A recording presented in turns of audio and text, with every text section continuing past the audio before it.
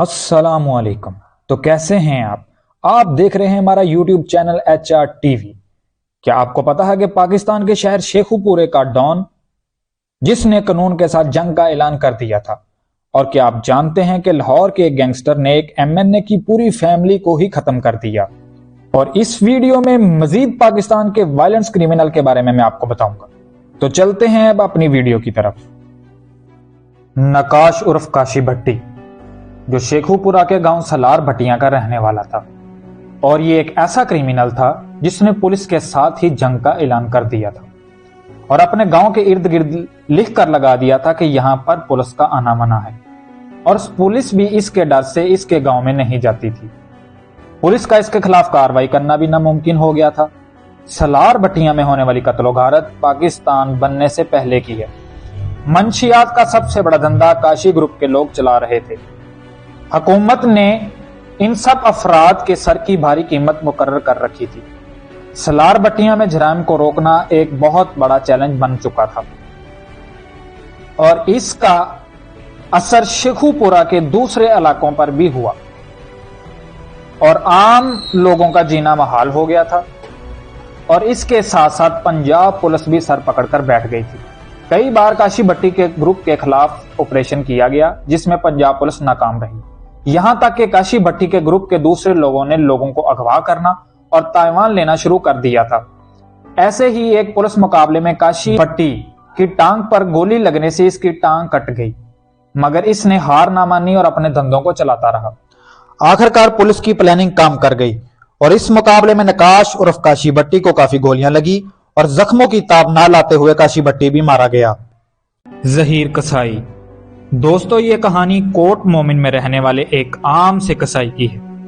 यह सन 2000 की बात है, जब जहीर अपने दोस्त की बैठक में अपने दोस्त को हौसला दे रहा था, क्योंकि इसका दोस्त कर्जे के बोझ तले था। जैसे ही जहीर अपने दोस्त को मिलकर वापस आया तो इसके दोस्त ने खुदकुशी कर ली और पुलिस ने शक की बिना पर जहीर को ही गिरफ्तार कर लिया और जहीर पर 302 का पर्चा दे दिया, जिसमें जहीर 2 साल बाद 2002 में जेल से रहा होकर वापस आया तो इसकी जिंदगी मुकम्मल तौर पर बदल चुकी थी।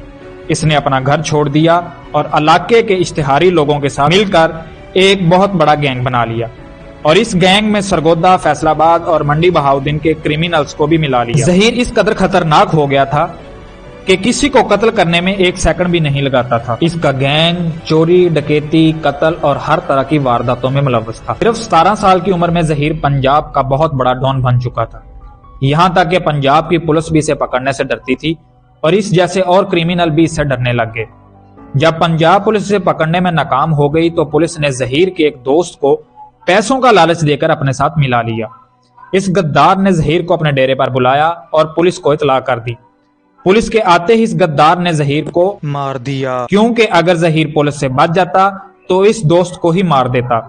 इस तरह जहीर अपने दोस्त के हाथों ही मारा गया और पुलिस ने इसे इनकाउंटर डिक्लेयर करके जहीर को डेड डिक्लेयर कर दिया। इस तरह जहीर कसाई 19 साल की उम्र में ही मारा गया। चौधरी दिलदार अराई। दोस्तों, ये स्टोरी 1988 में शुरू हुई थी। विहाड़ी में रहने वाला एक शख्स चौधरी दिलदार अराई, जिसने पीपल पार्टी के एक MNA को वोट देने से इनकार कर दिया। MNA जट ग्रुप से तल्लक रखता था। इसके वोट ना देने पर इन्होंने रात के वक्त इसके घर घुसकर इसके दोनों बेटों को मार दिया। जब दिलदार को इस बात का पता चला तो उसने इस जट ग्रुप पर कोई केस नहीं किया। उसे पता था कि वो लोग बहुत ही पावरफुल हैं और इसकी बाकी पूरी फैमिली को खत्म कर देंगे, लेकिन वो लोग नहीं जानते थे कि उन्होंने किस मॉन्स्टर से पंगा ले लिया था। इसके बाद दिलदार ने जुर्म की दुनिया में कदम रख लिया और लाहौर आकर अपने क्रिमिनल गैंग्स को ज्वाइन कर लिया, और 2 साल तक ये बंदा क्राइम की दुनिया को समझता रहा और अपना एक खतरनाक गैंग बना लिया। और विहाड़ी जाकर सबसे पहले इसने MNA को कत्ल कर दिया, बल्कि इतना ही नहीं, अपने बेटों का बदला लेने के लिए इस जट ग्रुप की पूरी फैमिली को ही खत्म कर दिया। इसने एक एक शख्स को चुनकर मार डाला। अब ये दिलदार से दादू भाई बन गया था और मजीद खतरनाक हो गया था। यहाँ तक कि लाहौर के सब गैंगस्टर ने इसे अपना लीडर बना लिया था, और दिलदार ने इसके बाद अपना ग्रुप एक्सटेंड करके पूरे पाकिस्तान में फैला दिया। और मैं आपको बताता चलूं कि 19 के दौर में MQM के लीडर अल्ताफ हुसैन ने कराची में सेठ आबद के कारोबार पर कब्जा कर लिया था। सेठ आबद ने दिलदार से रिक्वेस्ट की कि अल्ताफ हुसैन को सबक सिखाना है। आपको ये जानकर हैरानगी होगी कि दिलदार तो पंजाब से था,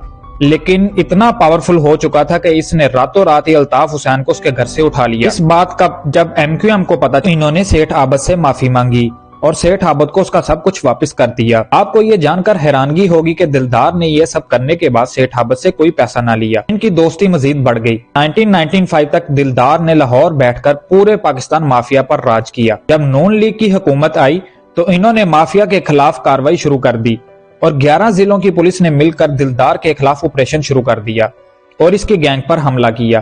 اس حملے کے دوران دلدار مارا گیا۔ یہ اتنا خطرناک تھا کہ انڈر ورلڈ ڈان داؤد ابراہیم نے بھی اس سے ملاقات کی تھی۔ بہرحال جو بھی ہو، یہ بندہ کسی مونسٹر سے کم نہیں تھا۔ ریاض بصرہ 1967 میں سرگودا کے ایک گاؤں ہنڈی والا میں پیدا ہوا۔ ریاض نے 1985 میں ایک جماعت سپاہ صحابہ میں شمولیت حاصل کی اور کچھ سال تک افغان مجاہدین کے ساتھ مل کر صوبین یونین کے حملوں کا بھی مقابلہ کرتا رہا۔ اس کے بعد ریاض بصرہ نے افغان وار میں بھی شمولیت اختیار کر لی۔ اس جنگ میں ریاض بصرہ کو ایک گولی اس کی ٹانگ پر لگی۔ ریاض کی زندگی کا مقصد شیعہ حضرات کو نان مسلم اقرار دینا اور ان کو ختم کرنا تھا۔ اس کے علاوہ ریاض بصرہ نے پنجاب اسمبلی میں ایک سیٹ حاصل کرنے کی بھی کوشش کی جس میں وہ ناکام رہا۔ اس کے علاوہ ریاض پر کئی شیعہ افراد کے قتل، جن میں ڈاکٹرز، پروفیسرز اور وکلاء، پولیس ملازمین اور 100 سے زیادہ لوگوں کے قتل کے الزامات بھی لگائے گئے۔ 1999 میں ریاض نے نواز شریف کو قتل کرنے کا بھی پلان بنایا تھا۔ 1996 میں ریاض بصرہ نے سپاہ صحابہ سے علیحدگی کا اعلان کیا اور اپنی ہی ایک اینٹی شیعہ گروپ کی بنیاد رکھی جس کا نام لشکر جنگوی رکھا گیا اور انہوں نے سینکڑوں شیعوں کو موت کے گھاٹ اتار دیا۔ ایک موقع پر ریاض نے وزیر اعلیٰ پنجاب پر دباؤ ڈالا کہ اس کے گروپ سے پولیس کا پریشر کم کیا جائے۔ حکومت نے ریاض کے سر کی قیمت 50 لاکھ روپے مقرر کر دی تاکہ جلد سے جلد اسے گرفتار کیا جا سکے۔ پولیس کی ایک رپورٹ میں ہمیں پتہ چلتا ہے کہ مئی 2002 میں پنجاب کے ضلع وہاڑی کے ایک گاؤں دکوٹا میں ایک شیعہ گروپ کے ساتھ لڑائی میں ریاض بصرہ مارا گیا۔ اس میں ریاض نے ایک شیعہ لیڈر چودھری فدا حسین کو مارنے کا پلان بنایا تھا۔ اس مقابلے میں کراس فائرنگ میں ریاض اور اس کے 3 کمانڈر بھی مارے گئے۔ تو دوستو، اگر آپ نے ابھی تک ہمارے چینل کو سبسکرائب نہیں کیا تو جلدی سے سبسکرائب کر دیں اور بیل آئیکن کو پریس کر